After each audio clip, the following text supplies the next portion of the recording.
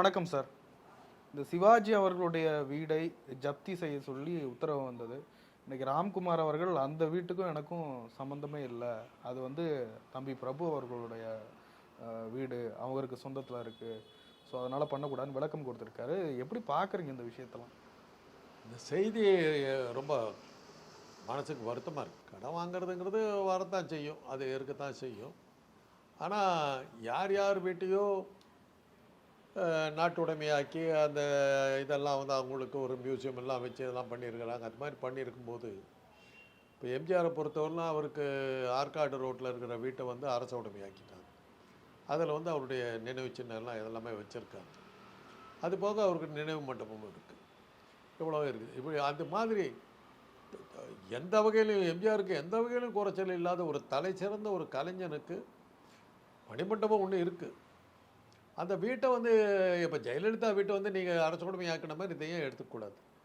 எடுத்து அவங்களுக்கு ஒரு காம்பன்சேஷன் கொடுத்து அந்த வீட்டை வந்து நாட்டுடைமையாக்கி ஒரு நினைவு சின்னமாக ஏன் மாற்றக்கூடாதுங்கிறது என்னை போன்ற தீவிரமான சிவாஜி ரசிகர்களுக்கு வந்திருக்கிற ஒரு இது. ஆனால் இது வந்து அதனுடைய மதிப்பு என்னுடைய கணிப்பில் பார்த்தா அந்த வீட்டை நான் பார்த்த அளவில் அது வந்து 150 கோடியிலேருந்து 200 கோடி ரூபாய்க்கு போகும். அந்த அளவுக்கு அவ்வளோ பெரிய ப்ராப்பர்ட்டி. ஒரு 9 கோடி ரூபாய்க்கு அதை ஜப்தி பண்ணுறது, அது கோர்ட்டில் போய் ஸ்டே வாங்கிடலாம், அது ஒன்றும் பெரிய விஷயமே இல்லை. ஆனால் செய்தியாக்கிட்டாங்க. செய்தியாக்கினது வந்து ஒருவேளை கணக்குகளுக்காக நேர் பண்ணுறதுக்காக கூட அந்த செய்திகளை கொடுத்துருக்கலாம். அப்படியெல்லாம் இருந்ததுன்னா மகிழ்ச்சி. ஆனால் ஜப்தி ஆகிறது அவ்வளோ சுலபமாக இருக்காது. ஜப்தின்னு உத்தரவு போடுவாங்க. ஜப்தி பண்ணுறதுக்கு முன்னாடி ஆயிரக்கணக்கான விவகாரங்கள் வரும். எப்படி ஒரு தூக்கு தண்டனை சாகு வரை தூக்கு தண்டனை கொடுத்துட்டாக்கா அடுத்த நாளே தூக்கில் போட மாட்டாங்க. அதுக்கு பல இது இது எல்லாம் பார்த்தீங்கன்னா ஏறத்தாழ ஒரு 6 மாதம் 7 மாதம் வரலும் இழுத்து அடிச்சுட்டு 8வது மாதம் தான் தூக்குலேயே போடுவாங்க. கருணை மனுன்னு போடுவாங்க.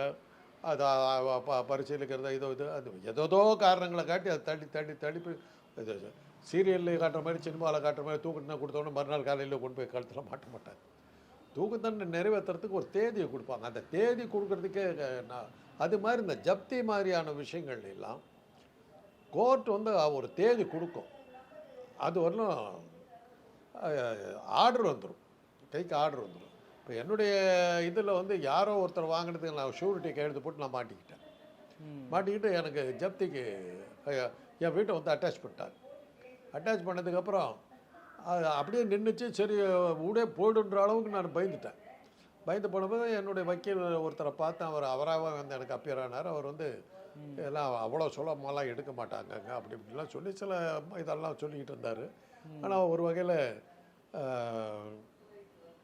அந்த விஜய் மல்லையாவுக்கு நான் நன்றி சொல்லுவேன். விஜய் மல்லையா ஒரு பயங்கரமான ஒரு கடனை வாங்கி அவரை காப்பாற்றுறதுக்காக மோடி பல சலுகைகளை கொடுத்ததில் நானும் தப்பிச்சேன்.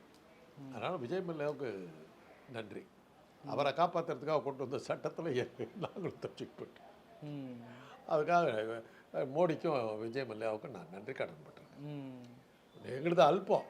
அதாவது விஜய் மல்லையாவதெல்லாம் வந்து கல்யாண விருந்துன்னா நம்மளது வந்து ஏதோ அந்த ஒரு திருவோடி அந்த பிச்சைக்கார மாதிரி அந்த அளவுக்கு அது அல்பம். நானே கட்டிட முடியும். அதோடு சேர்த்து இதெல்லாம் அடிச்சுட்டு போயிடுச்சு. அது மாதிரி அந்த மாதிரி காரணங்களுடைய அடிப்படையில் இந்த தகவலை அவங்க கொடுத்துருக்கலாம் அப்படின்னு நான் என்னுடைய ஆசை. அது அப்படி இருந்தால் அந்த வீட்டுக்கு ஆபத்து வராது. ஒரு வேளை அதையும் தாண்டி அப்படி எதாவது வந்ததுன்னா, ஆனால் இப்போ கடன் வாங்கினதா வந்து கேஸ் வந்து ராம்குமாருடைய மகன் மேலே போட்டுக்கிறதா, சிவாஜி பேரன் மேலே. சிவாஜி பேரன் தான், அதாவது ராம்குமாருடைய மகன் அது துஷ்யந்தா அவர் பேரில் அவர் வாங்கின கடனுக்கு தான் இதை ஜப்திங்கிறாங்க. ராம்குமார் வந்து வீடே பிரபு பேரில் இருக்கும்போது பிரபு பேரில் இருக்கிற வீட்டை வந்து கோர்ட்டு ஜப்தி பண்ண முடியாது. அவருக்கு உரிமை இல்லாத வீட்டை வந்து அவங்க ஜப்தி பண்ண முடியாது.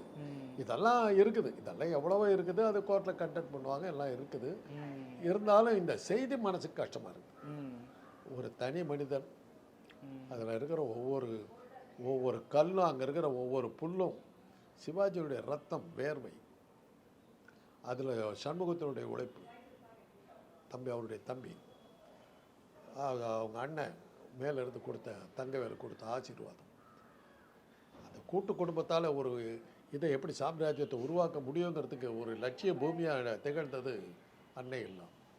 அதை அடிய விடக்கூடாது, அதுக்கு கெடுதல் வரக்கூடாது. இன்றைக்கி இருக்கிற அரசாங்கம் அதை ஜாக்கிரதையாக பாதுகாப்பாங்கன்னு நினைக்கிற காரணம், அந்த அன்னை இல்லம் உருவாகிறதுக்கு காரணமாக இருந்த பராசக்தி படத்துக்கு வசனம் எழுதியவர்களுடைய மகன்தான் இன்றைக்கி ஆட்சியில் இருக்கார். அவரை சித்தப்பான் தான் கூப்பிடுவார், சிவாஜி அவர்களை சித்தப்பான் கூப்பிடுவார். அது மாதிரி அந்த அளவுக்கு நெருங்கிய உறவு இருக்குது.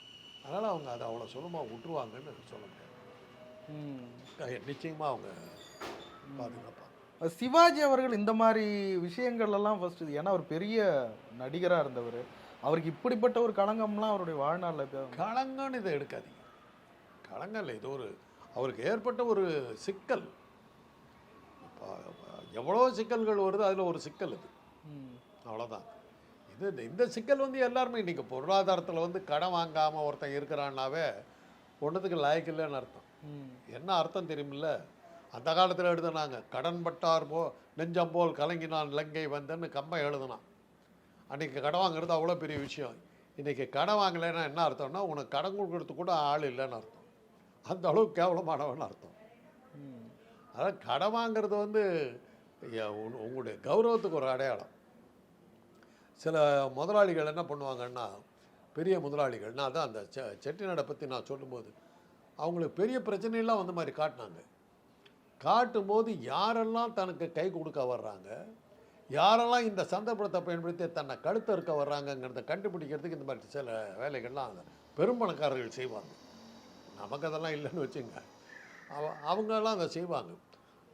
எங்கள் ஊரில் ஒரு பிரபலமான பெரிய பஸ் கம்பெனி, அவர் ஒரு நாள் டிக்ளேர் பண்ணிட்டார், பஸ்ஸையெல்லாம் விற்கிறேன், எனக்கு கடன் ஆகிடுச்சு அப்படின்னு. உடனே நான் லீவில் சேலத்தில் இருக்கிறேன். எங்கள் அப்பாக்கிட்ட போய் கேட்குறேன், நாங்களும் பஸ் கம்பெனி வச்சுருக்கோம். ஏன்னாங்க அவ்வளோ பெரிய பஸ் கம்பெனி, அவங்க எதிரில் வீட்லேயே வீட்டில் தான். அவர் என்ன எதிர் வீட்டுக்காரரு எல்லாம் அது. டேய், நமக்கு ஊருக்குள்ளார என்ன மரியாதை இருக்குதுன்னு தெரிஞ்சுக்கிறதுக்கு அது ஒரு விஷயம்டா. இதை இவ்வளோ கடனில் இருக்குதுன்னும் போது நான் விற்க போகிறேன்னு சொன்னாக்கா என்ன ஆஃபர் வருதுன்னு தெரிஞ்சுக்கிட்டாக்கா நம்ம சொத்துக்குடைய மதிப்பு நம்ம ஊரில் எவ்வளோ இருக்குதுன்னு நமக்கு தெரிய வரும். அதுக்காக இது இந்த டெக்னிக்கு அப்படின்னாரு. அதுதான் நடந்தது. அப்புறம் பார்த்தாக்கா அவருக்கு அவர் எதிர்பார்த்ததை விட அவருடைய சொத்துக்களுக்கான வேல்யூ இருந்தது. Is happy. அது மாதிரி தெரிஞ்சுக்கிறதுக்காக என்ன சொல்லுவோன்னா, மார்க்கெட் வேல்யூ என்ன தெரியுமான்னுவாங்க. இந்த இடத்துக்கு மார்க்கெட் வேல்யூ இத்தனை கோடிங்க அப்படிம்பாங்க. அந்த விலையை சொன்னோம்னா, சார் மார்க்கெட் வேல்யூ இருக்குது சார், அந்த அளவுக்கு இது போகாது சார்டுவோம். மார்க்கெட்டில் அவ்வளோ இருக்காது. அதாவது நிஜமாக நீங்கள் விலைக்கு விற்க போனீங்கன்னா அவ்வளோக்கு வாங்கிறதுக்கு வரமாட்டாங்க. அதுக்கு ஒரு பெரிய உதாரணம் என்னென்னா, தங்கம் விலை நீங்கள் போடுவீங்க, உங்கள் இதில் யூடியூப்பில் போடுவீங்க, இன்றைக்கி தங்க விலை 1 பவுன் இப்படின்னு போடுவீங்க. கடையில் இப்போ கேளுங்க, அவங்க போடுவாங்க, சார் அதெல்லாம் கட்டுப்படி ஆகுது, இதெல்லாம் போட்டு அதெல்லாம் போட்டு அது இது சொத்து சேதாரம் பூதாரம்னு போட்டுவிட்டு நீங்கள் சொன்ன விலையை விட 50 ரூபா 100 ரூபா ஜாஸ்தியாக தான் வரும். நான் எத்தனை ஒவ்வொரு தடவை நான் கிடைக்கும்போது, சார் அதை அவங்க போடுவாங்க சார், கவர்மெண்ட்டு கொடுக்குற ரேட் சார், அதுக்கு எங்களுக்கு சம்மந்தம் இல்லை சார். அது மாதிரி தான் மார்க்கெட் வேல்யூன்னு ஒன்று இருக்கும், அசல் வேல்யூன்னு ஒன்று இருக்கும். அது மேலேயும் இருக்கலாம், கீழே இருக்கலாம். இதெல்லாம் தெரிஞ்சுக்கணுன்னாக்கா இது மாதிரி சில டெக்னிக்கெல்லாம் செய்யலாம். அப்படியெல்லாம் நான் கற்பனை பண்ணுறேன். நிஜமாகவே கடனில் அவங்க இருக்கிறாங்கன்னாக்கா அந்த இளைஞர்களை பார்த்தா கஷ்டமாக இருக்குது. இல்லை, ராம்குமார் அவர்கள் பிரபல நடிகரோட மகன், அவருடைய குடும்பத்தில் இப்படி ஒரு கடன். இன்றைக்கி ராஜராஜ சோழன் ராஜேந்திர சோழன் உலகத்தையே ஆண்டான். அவனுக்கு கட்டின கோயில் இருக்குது, தஞ்சை பெரிய கோயிலும் இருக்குது, கங்கை கொண்ட சோழபுரம் கோயிலும் இருக்குது. அவங்க அரண்மனை எங்கே போச்சு? அது எங்கே இருந்தது சுவடு கூட தெரியலைங்க. எங்கே இருந்ததுன்னு கூட தஞ்சாவூரில் போய் கேட்டு பாருங்கள். ராஜராஜ சோழன் பழையாறையில் இருந்ததா சொல்கிறாங்கங்க, அப்படி தான் சொல்கிறாங்களோ, யாருக்கும் அந்த இடம் இருந்ததே கூட தெரியல. இப்பேற்பட்ட கோயிலை கட்டினவன் எப்படிப்பட்ட ஒரு அரண்மனை கட்டியிருப்பான் யோசிச்சு பாருங்கள். தனக்கு ஒரு அரண்மனை எவ்வளோ பிரமாதமாக கட்டியிருந்திருப்பான். அது எங்கெங்கே போச்சு? இதெல்லாம் என்னன்னா, ஒரு வம்சம் வரலும் சம்பாதிக்கும், அடுத்த தலைமுறை அதை அப்படியே அழிக்கும்.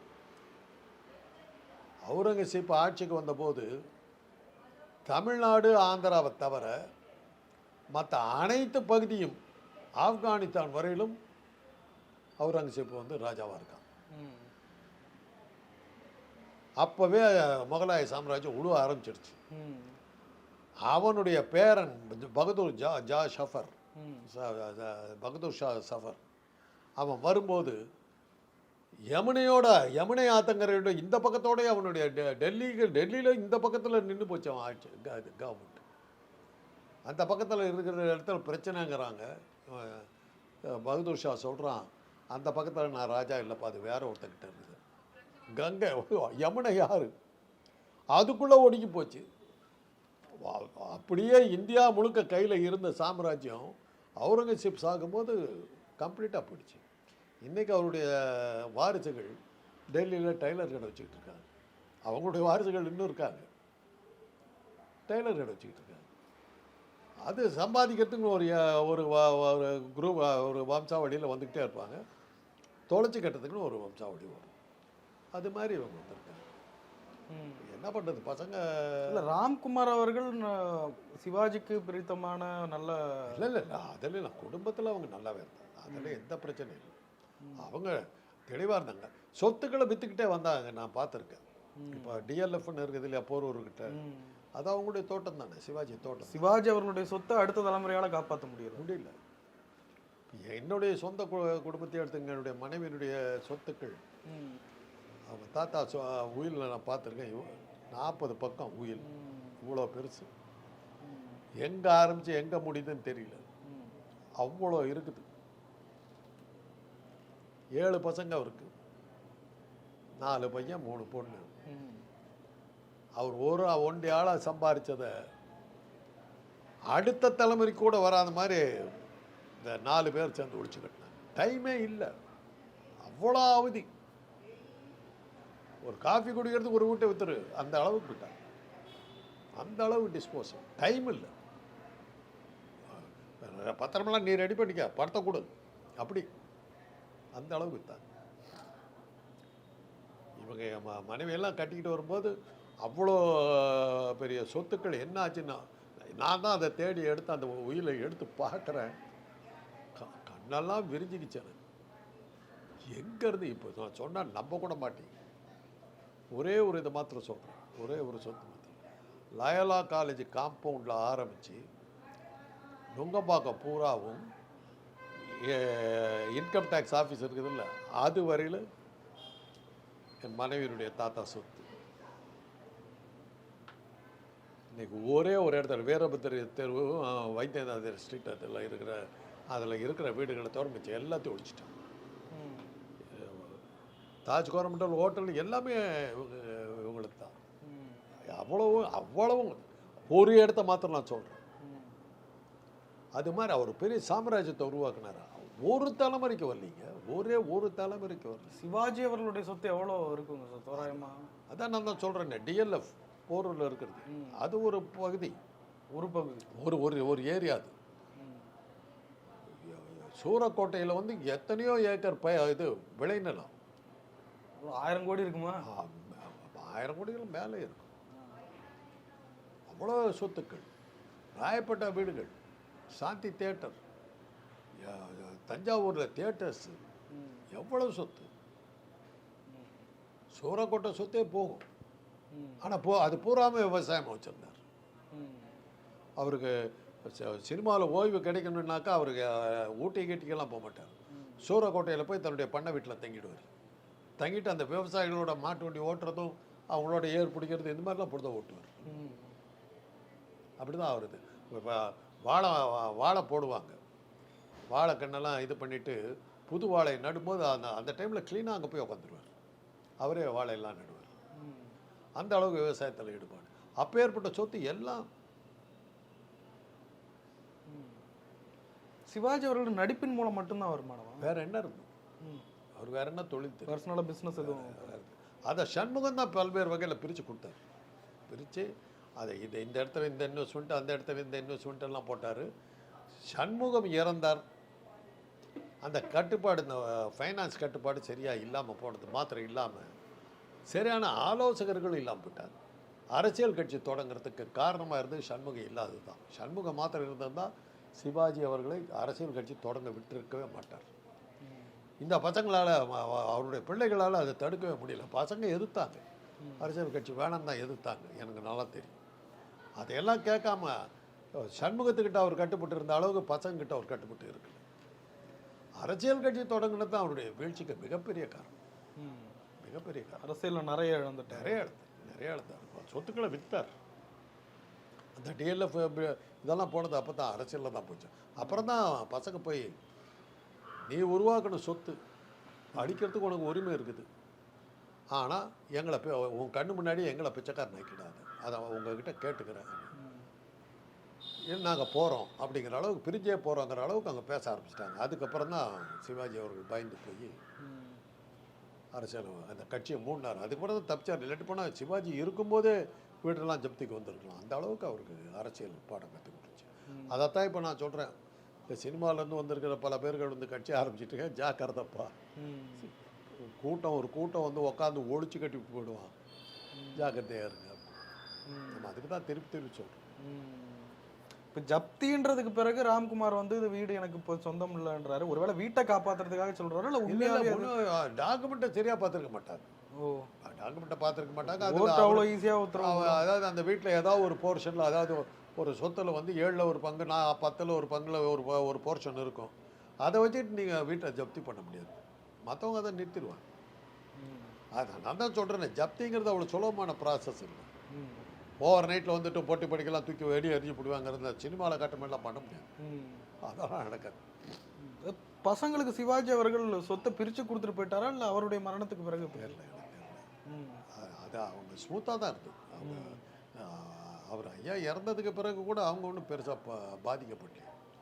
ஆனால் அப்போவே வந்து என்ன சொல்லிகிட்டு இருப்பாங்கன்னா, எனக்கு தெரிஞ்சு பிரபு ஒரு தடவை பேசும்போது சொன்னார், பெரிய வீடாக இருக்குதுங்க, இவ்வளோ பெரிய வீட்டில் நாங்கள் எப்படி இருக்கிறதுன்னே தெரியல, பெருக்கிறதுக்கு ஆள் வர மாட்டாங்க, வேலைக்காரரை கூப்பிட்டோம்னா இவ்வளோ பெரிய வீட்டை யார் பெருக்கிறதுன்னு, பெரிய இது கஷ்டம் அது. ஸோ இதெல்லாம் வந்து மைசூர் பேலஸ் அப்படி தானே, அரண்மனை அவங்களால வாரிசுகளால் மெயின்டைன் பண்ண முடியலையா, அரசாங்கத்தை எடுத்துக்க சொன்னால் அரசாங்கம் சொல்லிப்பிடிச்சு இவ்வளோ பெருசாக நாங்கள் எப்படியா மெயின்டைன் பண்ணுறதுன்னு பயத்துக்குச்சு. அப்புறம் பார்ஷியலாக அரசாங்கம் இது பண்ணிச்சு. அப்புறம் பொதுமக்களை உள்ளே விட மாட்டாங்க. இப்போ பொதுமக்களை உள்ளே விட்டு அதில் வர்ற வசூலை வச்சு அதை மெயின்டைன் பண்ணுறாங்க. அதில் என்ன அவங்களுக்கு வந்த பிரச்சனை என்னன்னா, காலாகாலமாக அரசு குடும்பத்துக்கு விசுவாசமாக இருந்த ஊழியர்கள் யாரும் வேலையை விட்டு போக மாட்டேன்ட்டாங்க. நாங்கள் இப்படியே சாப்பிட்றோம், ராஜா விசுவாசிகளாக இருந்த செத்தாலும் சாமி ஒழிய இவங்க விட்டு போக மாட்டோன்ட்டாங்க. அவங்களையெல்லாம் மெயின்டைன் பண்ண வேண்டியதாக இருந்தது. அப்போ இவங்களால பணம் பத்தலை. அப்புறம் தான் இவங்க என்ன பண்ணாங்க, பொதுமக்கள் பார்க்குறதுக்கு விடுறது இந்த மாதிரிலாம் போட்டு கொஞ்சம் இதெல்லாம் பண்ணி அப்படி தான் அந்த அரண்மனை இதில் வருது, தப்பிச்சுக்கிட்டு. ஜெய்ப்பூர் பேலஸ்லாம் அந்த மாதிரி தான். ஜெய்ப்பூர் பேலஸில் ஃபோட்டோ எடுக்கக்கூடாதுன்னு உத்தரவு உண்டு. நான் ஜெய்ப்பூர் போன போது எனக்கு அந்த விஷயம் தெரியாது. நான் பாட்டு கேமரா எடுத்து டபால்னு அடித்தேன். செக்யூரிட்டி வந்து அப்படியே பிடிச்சிட்டாங்க. பிடிச்சி கேமராலாம் பிடிக்கிட்டாங்க. பிடிக்கிட்டோன்னே எங்கள் அண்ணன் அப்போ வந்து மெம்பர் ஆஃப் நாடாளுமன்ற உறுப்பினர், ஜெய்ப்பூர் மகாராஜா அந்த அம்மா பேர் மறந்துட்டேன். ரொம்ப எங்கள் அண்ணனுக்கு காயத்ரி தேவி ரொம்ப க்ளோஸ் எங்கள் அண்ணனுக்கு. நான் வந்து இந்த மாதிரி ராஜாராமணி தம்பின்னு ஒன்றுல அந்த அம்மாளுக்கு விஷயம் தெரிஞ்சு ரிலீஸ் விட்டாங்க. இல்லாட்டி பண்ண ஜெயிலுக்கு போயிருப்பேன், அந்த அளவு இருந்தது. இப்போ அதில் தான் அடிமை பெண்ணில் வந்து 1000 நிலவே பாட்டு பாடுவாங்க தெரியுமா, ஒரு கண்ணாடி மாளிகை பார்த்துருக்கீங்களா அந்த சீனு? அதெல்லாம் அந்த கண்ணாடி மாளிகைக்குள்ளார யாரையுமே அவங்க அலோவ் பண்ணதில்லை, எம்ஜிஆரை தவிர. எம்ஜிஆர் ஒருத்தருக்கு தான் அங்கே ஷூட்டிங் நடத்துறதுக்கு அலோவ் பண்ணாங்க. ஒரே அந்த மாளிகை, அந்த கண்ணாடி மாளிகைலாம் திறந்து விட்டாங்க. திறந்து விட்டு அதில் வர்ற காசில் தான் இப்போ பல அரண்மனைகள் அந்த மாதிரி தான் இப்போ மாட்டிகிட்டு முடிக்கிறாங்க. அதே மாதிரி தான் திருமல் நாயக்கர் மகால் வந்து உள்ளே வந்து கோர்ட்டெல்லாம் வச்சு அதை அந்த கோர்ட் இருக்கிறதுனால அதை மெயின்டைன் பண்ணுறாங்க. பெருக்க முடியாது.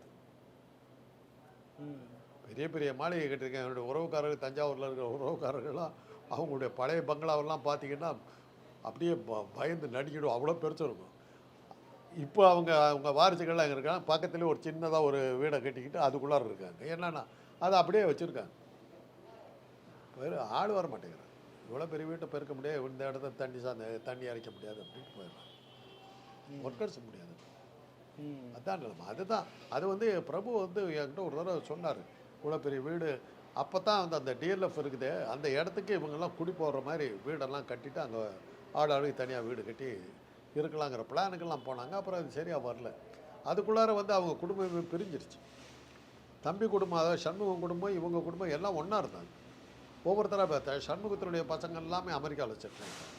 சண்முகம் இறந்ததுக்கப்புறம் அவங்க எல்லாம் அப்படியே அவங்க அம்மாவை கூட்டிகிட்டு அவங்க போயிட்டாங்க. அந்த குடும்பம் இல்லை. அதே மாதிரி தங்கவேலனுடைய குடும்பமும் தனியாக போயிட்டாங்க, யாருமே இல்லை. சிவாஜி ஐயாவுடைய குடும்பம் மாத்திரம் பிரபு ராம்குமாரை தவிர யாருமே இல்லை. அதுக்கு முன்னாடி வீடு பூரா ஒவ்வொருத்தருக்கும் தனித்தனியாக இருக்கும். அவ்வளோ பெரிய இடம் அது. என்ன ஒரு குறைஞ்சபட்சம் ஒரு 40-45 பேர் சாப்பிடுவாங்க ஒரு வேளைக்கு. கல்யாண பந்தல் அந்த மாதிரி. இதெல்லாம் இன்னைக்கு அதெல்லாம் வச்சுட்டு மேய்க்க முடியாது. அதனால தான் கூட்டு குடும்பம்லாம் இன்னைக்கு கஷ்டம். என்னதான் வருமானம் வந்தாலும் ஆளாளுக்கு உங்களுக்கு ஒரு டேஸ்ட் இருக்கும், எனக்கு ஒரு டேஸ்ட் இருக்கும், அவருக்கு ஒரு டேஸ்ட் இருக்கும். எல்லாத்துக்கும் பார்த்து செய்யறதுக்கு நான் ஆவர காரியமா. எல்லாத்துக்கும் ஒரே சமையல் தான் போடுறது, தின்னு இதை பண்ணுறது. அது இன்றைக்கி இருக்கிற இதில் வந்து இந்த சோத்தையை என்ன தின்னுட்டு இருக்க சொல்லி சத்தம் போடுறவங்கள வச்சுக்கிட்டு வாழ்கிற வாழ்க்கை தனியாக போயிடுறாங்க. அதனால தான் கூட்டு குடும்பம் ஃபெயிலியர் ஆகிடுச்சு. ஆனால் இருந்தாலும் இந்த செய்தி ஒரு மனசுக்கு ஒரு என்னை போன்றவர்கள் அந்த வீட்டுக்கு அடிக்கடி போனவங்க. இது அவர் சொந்தமாக கட்டின வீடு தானே, வாங்கின வீடு இல்லை. அது வந்து ஒரு ராஜாவுடைய இது வீடு அது. ஓ. அந்த ராஜாவுடைய வீட்டை கலைவாணர் என்எஸ் கிருஷ்ணன் வாங்கினார். கலைவாணர் என்எஸ் கிருஷ்ணனுக்கு வந்து ஒரு கடன் தொல்லை வந்தபோது அந்த கடனை வந்து சிவாஜி அவர்கள் கட்டி அந்த வீட்டை மீட்டுட்டார். மீட்டுட்ட உடனே என்எஸ்கே என்ன பண்ணார், இவ்வளோ பெரிய வீட்டில் நான் இருக்கிறதுக்கு நான் விரும்பலை, எனக்கு வேண்டாம் இந்த வீடு, நீயே வச்சுக்கோன்னு சொல்லிட்டு கொடுத்துட்டு போயிட்டார். ஆனால் அந்த நேரத்தில் என்ன சொன்னாங்கன்னா, கலைவாணர் வீட்டை இவர் பிடிங்கிக்கிட்டாருங்கிற மாதிரிலாம் கிளப்பி விட்டாங்க. உண்மையை சொல்லப்போனால் அவருக்கு உதவி பண்ணதுக்கு அவர் கலைவாணர் அந்த வீட்டில் எனக்கு இருந்து கட்டுப்படி ஆகாதுன்னு சொல்லி தான் கொடுத்துட்டு போயிட்டார். ஒரிஜினலாக யாரோ ஒரு ராஜாவுடைய இது, அது கலைவாணர் வந்து கலைவாணர் இருந்து சிவாஜி கிட்ட வந்தது. அப்படி தான் அவர் கட்டலை. உள்ள மாடிஃபிகேஷன்லாம் பண்ணியிருக்கலாம். கட்டுனது வந்து அது இருந்த வீடு தான். அது இருக்க இப்போ 100 வருஷத்து பழமைக்கு மேலே இருக்கும்.